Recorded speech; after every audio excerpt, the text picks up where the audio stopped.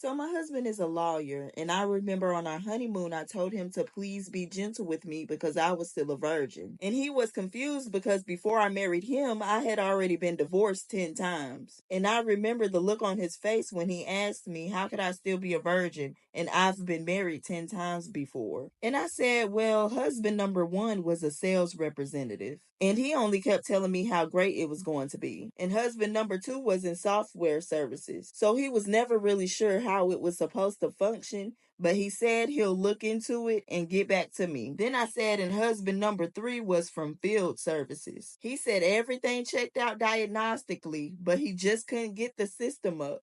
But husband number four was in telemarketing. And even though he knew he had the order, he didn't know when he would be able to deliver. Anyways, husband number five was an engineer. And he understood the basic process, but he wanted 3 years to research. Then he wanted to implement and design a new state of the art method. Husband number six was from finance and administration. And he thought he knew how, but he wasn't sure whether it was his job or not. And husband number seven was in marketing. Although he had a nice product, he was never sure how to position it. Husband number eight was a psychiatrist, and all he did was talk about it. And husband number nine was a gynecologist. All he did was look at it. Then I said, last but not least, husband number 10 was a stamp collector. All he ever did was, I hesitated for a minute, and then I said, God, I miss him. But then I looked at my husband and said, now that I've married you, I'm really excited. And that's when he started rubbing me on my shoulder. He said, good, but why? I looked at him in his eyes and then I said, you're a lawyer. This time I know I'm going to get screwed.